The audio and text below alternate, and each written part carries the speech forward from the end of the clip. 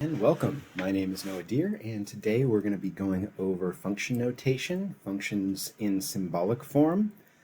So let's start off here with just going over this definition. Function notation is given in the form f of x equals y, which is read f of x equals y. Kind of redundant when I'm saying it out loud, but let's just take a look here.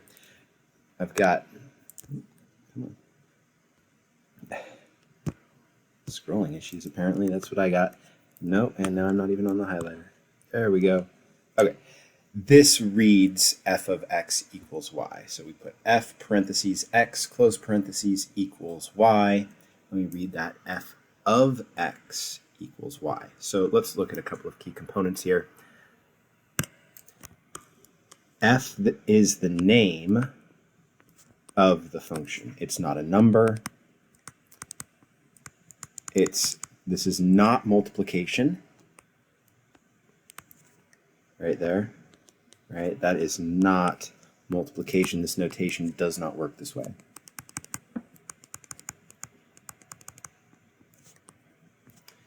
Okay, so we're saying f of x. So we have a function f and we're plugging an x value into it. So the of x part, that's the input for the function.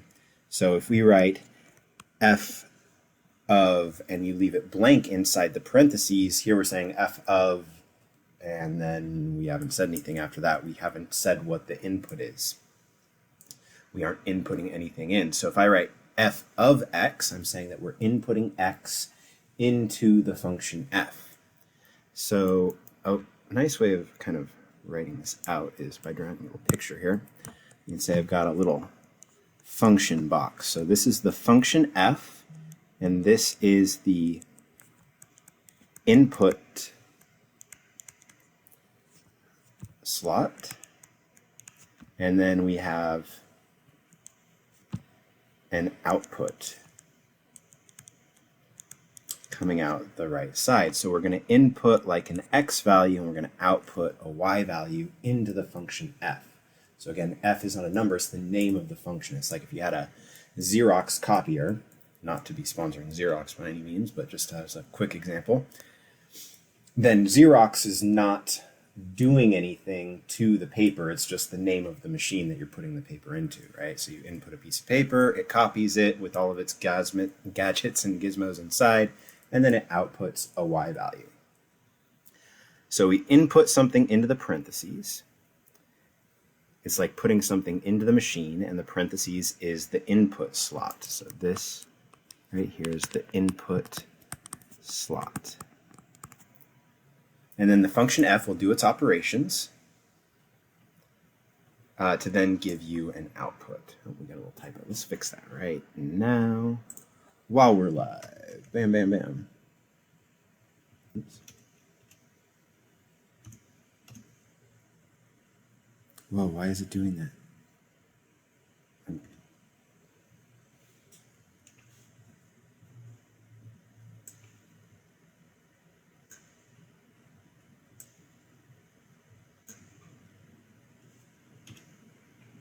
Hey, got it. Okay. Sorry, guys. Okay, let's keep going to then give you an output. The equals y part is saying that y is the output you get from the function f when you input x. So putting this all together again, the notation f of x equals y means that if you plug x into the function f, the function will output the value y.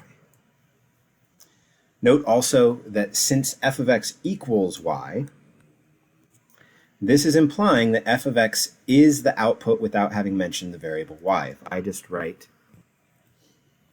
f of x, this is the output, right? Which you're like, wait, I just thought you said that was the input. No, the x is the input.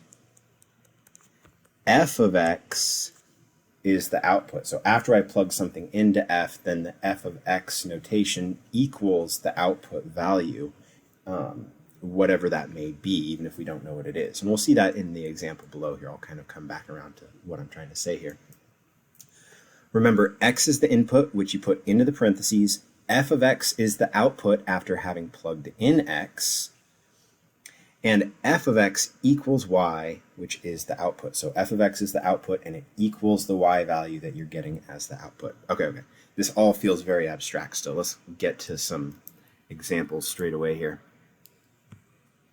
So example 1, let f of x equal 3x minus 1. So we're defining the output of f as 3x minus 1 if x is the input. Write that. Defining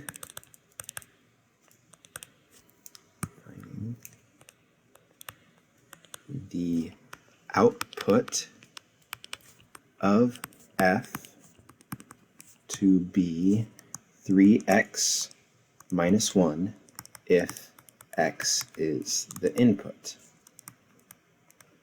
Okay, so if we've plugged x in, some random number that we're just using x as the placeholder for, then the output will be 3 times that number minus 1. So this gives a complete definition, way of operating on a number that gets plugged in to get the output. So this function is defined to take the input, multiply it by 3, and then subtract 1. So let's look at this notation. F of 3 is how we write this, or read this. F of 3. And so to get this, this is going to equal 3 times 3 minus 1.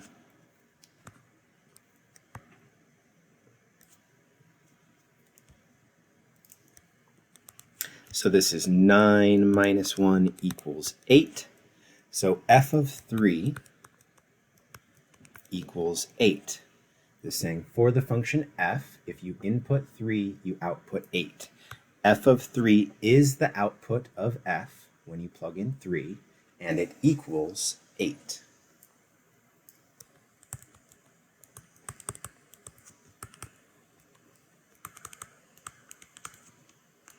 And this is really just to be clear on how this notation is used, right? So this is pretty straightforward in practice, but just to be really clear on understanding how this notation is used, how we define the parts. Okay, so let's keep going. If I have f of negative 5, we will take and go 3. We'll take that negative 5, and we're going to plug it in where we saw the x before, because the definition of the function is to take the input of, if say it's x, multiply it by 3, and then subtract 1. If it's negative 5, we'll take 3 times negative 5, and then subtract 1. So here I'll get negative 15 minus 1 equals negative 16. And then f of 0, we take the 0 and we plug it in.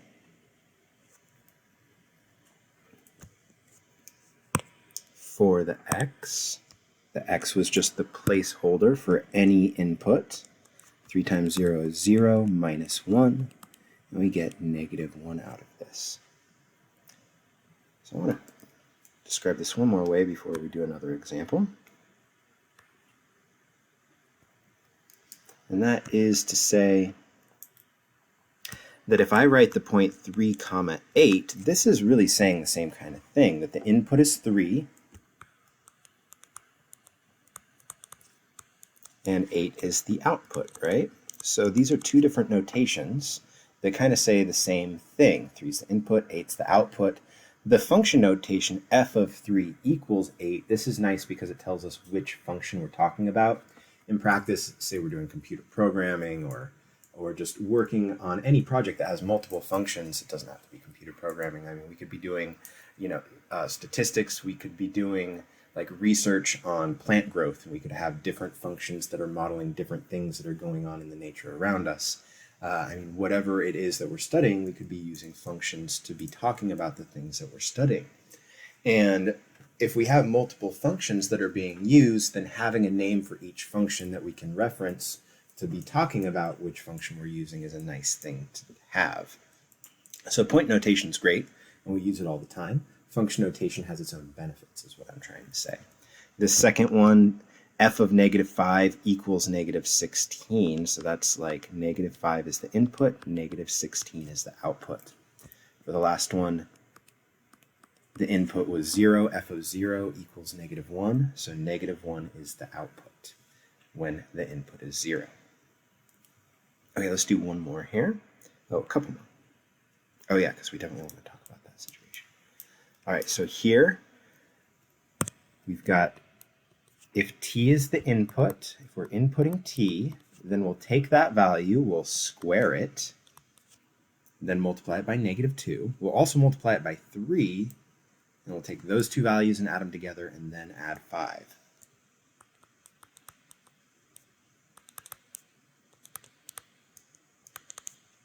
So here we're going to plug in that input, whatever that t value is, we plug it in both of those places.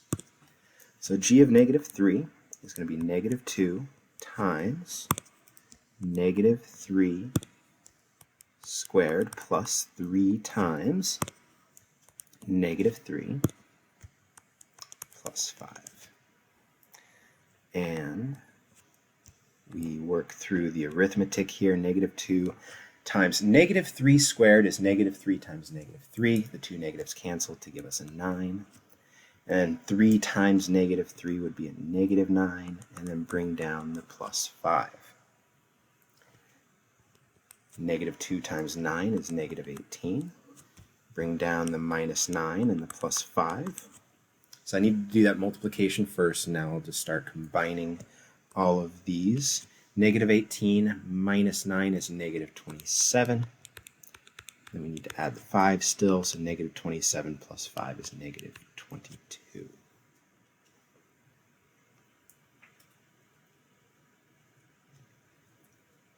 All right, moving on. I'm going to plug the 4 in as the input now. So this function is defined to take that 4 and to square it, multiply it by negative 2, take the 4, multiply it by 3, and then add those two things together, and then add 5. So we'll write negative 2 times 4 to the second plus 3 times 4 plus 5. And here we'll get negative 2 times 16 plus 12 plus 5. Negative 2 times 16 is negative 32, and then the 12 plus 5 is 17. I can do that right now because it's separate from the, there's that addition keeping it separate from the negative 2 times 16. Negative 32 plus 17 is going to be negative 15, right? 15 and 17 is 32, yeah. Cool.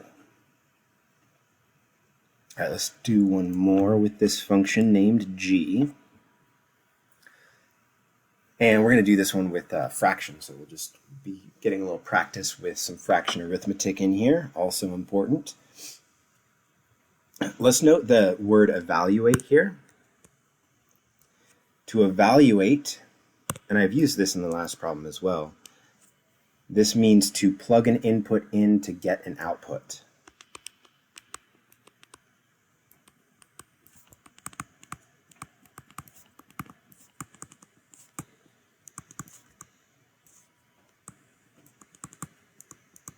So I didn't write this as a specific definition, but it's still something you should write down as a definition you need to recognize. Evaluating is when you plug an input in and get an output. This is to be, there's a distinction between that and then being given an output and finding the input, which we call solving. So we'll get to that later. All right, for g of 1/2, we go negative 2 times, and we plug the 1/2 in. It's 1/2. We need to square that fraction, and then plus 3 times, plug the 1/2 in for t, and then add 5. All right, so I'll bring the negative 2 down and go 1/2 times 1/2. 1/2 squared is 1/4. Plus 3 times 1/2 is 3/2. And then plus 5. All right, so we could do this next step a couple different ways. I'm going to write this 2 over 1 and then reduce the 2 to a 1, and the 4 to a 2 to make this a negative 1/2 plus 3/2 plus 5. Let me zoom in on that. Make sure you're seeing that okay. All right, so that negative 2 times 1/4, that 2 is over a 1, so the 2 and the 4 can reduce to a 1 and a 2. So we get the negative comes down, and then we have 1 times 1 on top, 1 times 2 on the bottom for a negative 1/2. Then brought the other stuff down, and now I can go negative 1/2 plus 3/2 is 2/2 plus 5, but that's just a 1, so this is 1 plus 5 equals 6. And you can skip some of these steps if you are comfortable doing so, but if you want to be going slow and making sure you're not making any mistakes as you go, then show all of the steps. All right, let's do this last one before we give you guys a chance to do the now you try problems. So let h of x equal 15, and we want to evaluate the following. So this is a little bit different. We are defining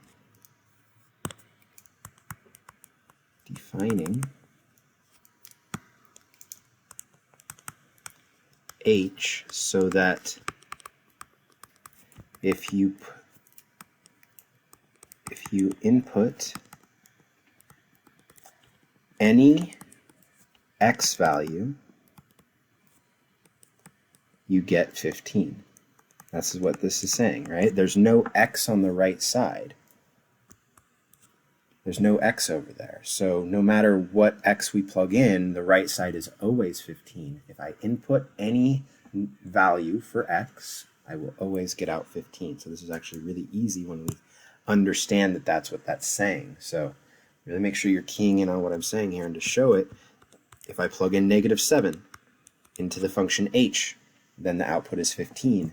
If I plug in 1 over 81 into the function h, the output is 15. If I plug in 0.5 or 1/2 into the function h, the output is still 15.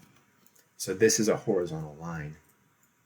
This function is a horizontal line. No matter what the x value is that we plug in, the output is 15. It's like writing y equals 15 is just a horizontal line. All right. Thank you everybody for watching. I now need you to go ahead and move on to the now you try problems, which you can find in the mind map, and go through those, give them a shot, and when you are finished, go ahead and watch the next video where we will run through the solutions to those problems. Thank you much. I'll see you soon.